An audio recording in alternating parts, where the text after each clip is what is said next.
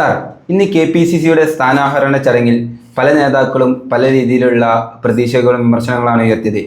രമേശ് ചെന്നിത്തല പറഞ്ഞത് ഇനി സണ്ണി ഡേയ്സ് ആണെന്നാണ്. അപ്പോൾ ഈ പരിപാടിയിലുള്ള നേതാക്കൾ പറഞ്ഞതിനെ കുറിച്ച് സാർ എങ്ങനെയാണ് വിലയിരുത്തുന്നത്? ഏതാണ്ട് കോൺഗ്രസിൽ സംഭവിക്കാൻ പോകുന്ന ചില കാര്യങ്ങളെക്കുറിച്ചുള്ള കൃത്യമായിട്ടുള്ള സൂചനകൾ ആ പ്രസംഗങ്ങളിലൊക്കെ ഉണ്ട് എന്നാണ് ഞാൻ വിചാരിക്കുന്നത്.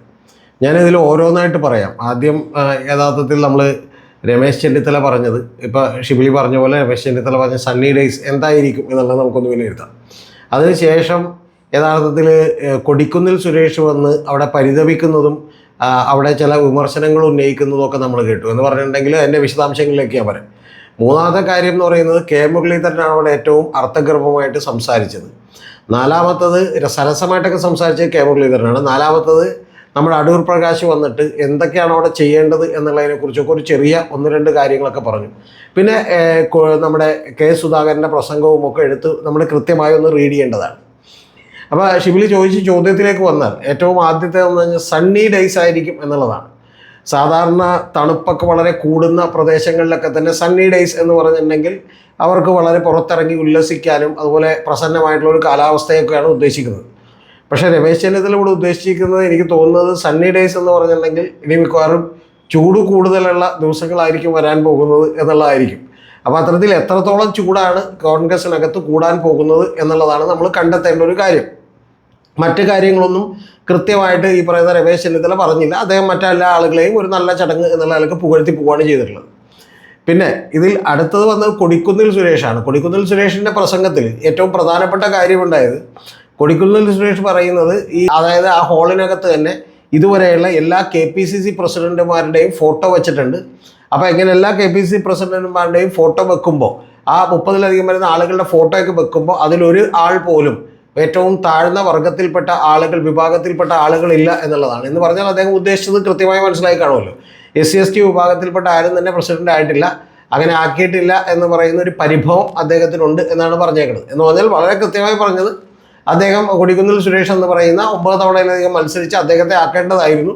ഈ പറയുന്ന സണ്ണി ജോസഫിനെയൊക്കെ ആക്കിയത് തെറ്റായിപ്പോയി എന്ന് തന്നെയാണ് ഉദ്ദേശിച്ചിട്ടുള്ളത്. അല്ലാതെ മറ്റേതെങ്കിലും SC/ST വിഭാഗത്തിലുള്ള ആളുകൾക്ക് കൊടുക്കണമെന്ന് അദ്ദേഹത്തിന് താല്പര്യമില്ല എന്ന് മാത്രമല്ല, നമ്മുടെ ശ്രീനിജൻ അടക്കമുള്ള പല ആളുകളും കോൺഗ്രസിനകത്ത് ഉയർന്നു വരാനൊക്കെ ശ്രമിച്ചപ്പോൾ അവരെ കൃത്യമായി കട്ട് ചെയ്ത് മാറ്റിയ ഒരാളാണ് കൊടിക്കുന്നിൽ സുരേഷ് എന്ന് പറയുന്നത്. അപ്പോൾ അതുകൊണ്ട് തന്നെ യഥാർത്ഥത്തിൽ എന്നെ ആക്കിയില്ല എന്ന് പറയുന്നൊരു പരിഭവം നമ്മളവിടെ വളരെ കൃത്യമായി കേട്ടു.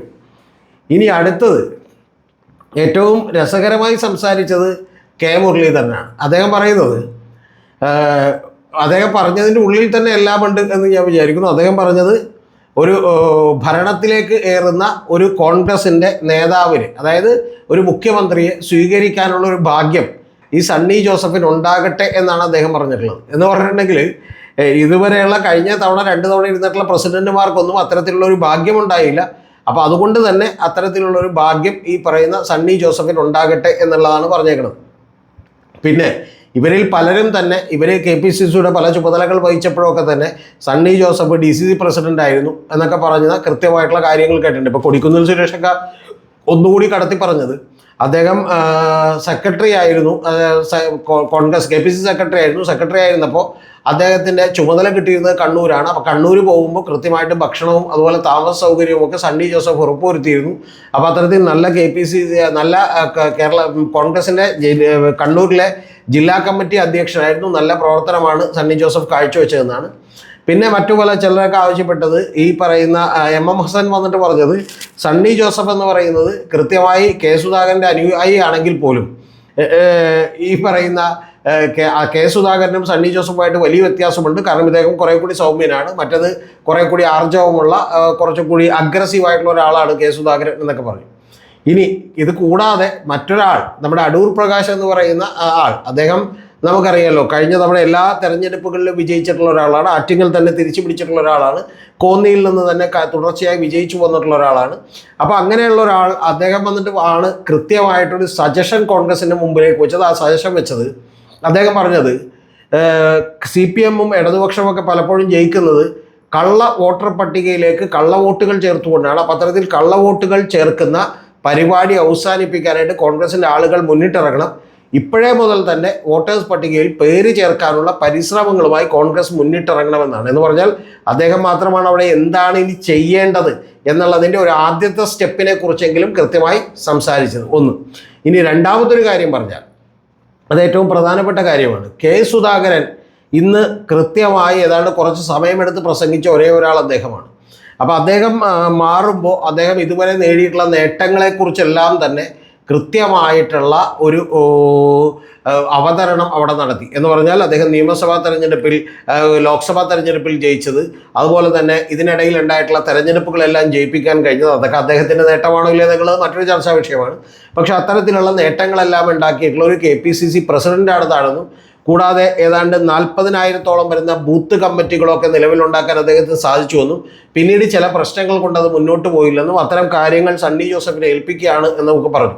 അപ്പോൾ ഇതിൻ്റെ ഇടയിലൂടെ നമുക്ക് മനസ്സിലാകുന്ന ഒരു പ്രധാനപ്പെട്ട കാര്യമുണ്ട്. അത് യഥാർത്ഥത്തിൽ ഈ പറയുന്ന കെ മുരളീധരൻ പറഞ്ഞതാണ്. ആ കെ മുരളീധരൻ പറഞ്ഞ കാര്യം പറയുന്നതിന് മുമ്പ് ഞാൻ VD സതീശനിലേക്ക് കൂടി ഒന്ന് പോയിട്ടുണ്ട്. VD സതീശൻ പറഞ്ഞത്, VD സതീശൻ ഒരു വലിയ വാഗ്ദാനം ശരിക്കും പറഞ്ഞാൽ ദീപാദാസ് മുൻഷിക്കൊക്കെ കൊടുക്കാണ് ഉണ്ടായിട്ടുള്ളത്. അപ്പോൾ ദീപാദാസ് മുൻഷിയോടും അതുപോലെ KC വേണുഗോപാലോടൊക്കെ പറഞ്ഞത്, ഞങ്ങൾ ഇവിടെ ഒറ്റക്കെട്ടായി നിന്നുകൊണ്ട് ഞങ്ങൾ 100 സീറ്റുകൾ മേടിച്ച് കേരളത്തിൽ അധികാരത്തിലേക്ക് വരും എന്ന ഉറപ്പ് ഞാൻ നൽകുകയാണ് എന്നൊക്കെയാണ് പറഞ്ഞത്.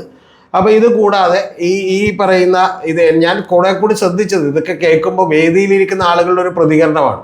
ആ വേദിയിലിരിക്കുന്ന ആളുകൾ, ശബരിനാഥ് അടക്കം നിരവധി ആളുകൾ വേദിയിലിരിക്കുന്നുണ്ടായിരുന്നു. INTUCയുടെ K ചന്ദ്രശേഖരൻ അടക്കം ഇവരൊക്കെ വളരെ മരവിച്ച ഒരു ഇരിപ്പാണ് ഇരിക്കുന്നത്. അല്ലാതെ ഇവർക്കൊന്നും വലിയ പ്രതികരണങ്ങളൊന്നുമില്ല. പിന്നെ കെ മുരളീധരൻ വന്ന് പറയുമ്പോൾ കെ മുരളീധരൻ ഇതിന് ചില മറുപടികൾ പറഞ്ഞിരുന്നു. ആ മറുപടി പറഞ്ഞപ്പോൾ കെ മുരളീധരൻ ആദ്യം അനിൽകുമാറിനെ കുറിച്ചും ഷാഫിയെക്കുറിച്ചും മറ്റു ചില ആളുകളെക്കുറിച്ചും ഒക്കെ പറഞ്ഞു. അതിൽ പറഞ്ഞത്, ഷാഫിയെക്കുറിച്ച് പറഞ്ഞ മറുപടി എന്ന് പറയുന്നത്, ഷാഫി വടകരയിലേക്ക് പോകുന്നതിന് ശേഷം വെച്ചടി കയറ്റമാണെന്നും ഞാൻ തൃശ്ശൂരിലേക്ക് പോന്നപ്പോൾ എൻ്റെ പൊളിറ്റിക്കൽ ഗ്രാഫ് താഴേക്ക് പോന്നു, TN പ്രതാപനും എൻ്റെ ജ്ഞാനമൊക്കെ താഴേക്ക് പോയി, പക്ഷേ ഷാഫിക്ക് വലിയ ഉയർച്ചയാണ് ഉണ്ടാവുന്നത് എന്ന് പറഞ്ഞു. കൂടാതെ അനിൽകുമാറിനെ കുറിച്ച് പറഞ്ഞപ്പോൾ അനിൽകുമാർ കുറേ നാൾ എൻ്റെ ആളായിട്ടൊക്കെ നടന്നതാണ്, ഇപ്പോൾ അദ്ദേഹത്തിന് എല്ലാം കിട്ടി എന്ന് പറഞ്ഞു. പിന്നെ ഏറ്റവും വലിയ അടി കെ മുരളീധരൻ അടിച്ചത്, ഇത് ഒറ്റക്കെട്ടാണ് എന്നുള്ളത് നമ്മളെല്ലാവരും ഇങ്ങനെ ഇടക്കിടക്ക് പറയരുത്, അത് പറയുന്നത് കേൾക്കുമ്പോൾ ജനത്തിന് വലിയ സംശയം തോന്നും എന്നാണ് പറഞ്ഞേക്കുന്നത്. ഇതെല്ലാം തന്നെ ഇനി ഭാവിയിൽ ട്രോളായി വരാൻ പോവുകയാണ്. കാരണം VD സതീശൻ പറഞ്ഞൊരു കാര്യം എന്ന് പറയുന്നത്, ഞങ്ങൾ ഒരിക്കൽ പോലും, നേരത്തെ ഈ പ്രസംഗത്തിലല്ല, ഞങ്ങൾ ഒരിക്കൽ പോലും സുധാകരേട്ടനും ഞാനുമായിട്ട് യാതൊരു വിധത്തിലുള്ള തർക്കവും ഉണ്ടായിട്ടില്ല എന്നുള്ളതാണ്. ഇതൊക്കെ നമ്മൾ കേൾക്കുമ്പോൾ ഞാൻ ആദ്യം പറയാം, നീ ആദ്യം പറയണ്ട, ഞാൻ ആദ്യം പറയാം, നീ പറയണ്ട എന്നൊക്കെ പറഞ്ഞുള്ള തർക്കം പുതുപ്പള്ളി തെരഞ്ഞെടുപ്പിന് ശേഷം മൈക്കിന് വേണ്ടിയിട്ടുള്ള പിടിവലിയൊക്കെ നിങ്ങൾക്ക് ഓർമ്മയുണ്ടാവും.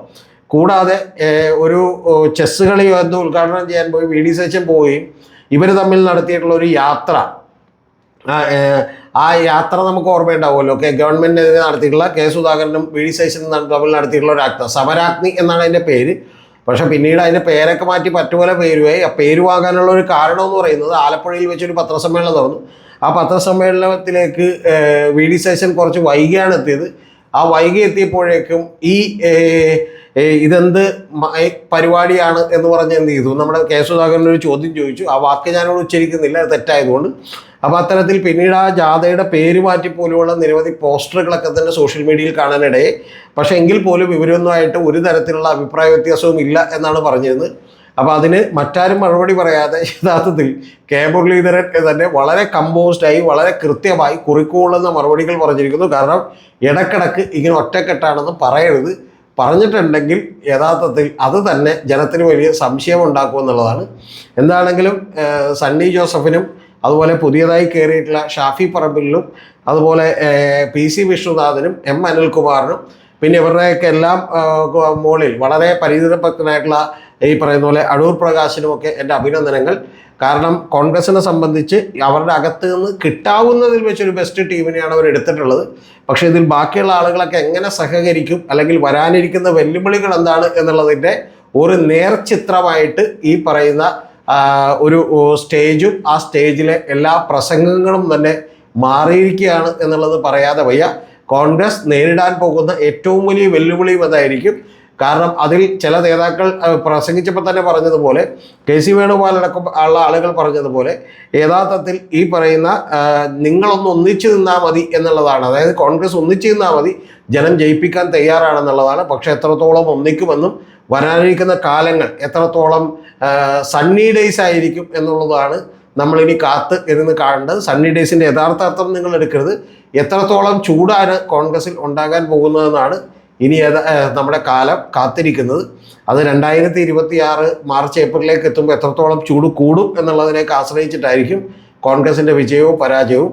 ആ കോൺഗ്രസിൻ്റെ വിജയവും പരാജയത്തിനെ അനുസരിച്ചിട്ടായിരിക്കും ഇനി അടുത്തത് UDF എങ്ങനെ നിലനിൽക്കും എന്നുള്ളത്.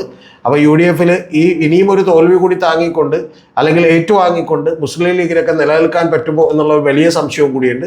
അപ്പോൾ അത്തരത്തിൽ വലിയൊരു സ്ട്രാറ്റജി ബിൽഡ് ചെയ്യാൻ കഴിയുന്ന ആളുകൾ ഈ കൂട്ടത്തിലുണ്ട്. അടൂർ പ്രകാശിനെ പോലുള്ള ആളുകളുണ്ട്.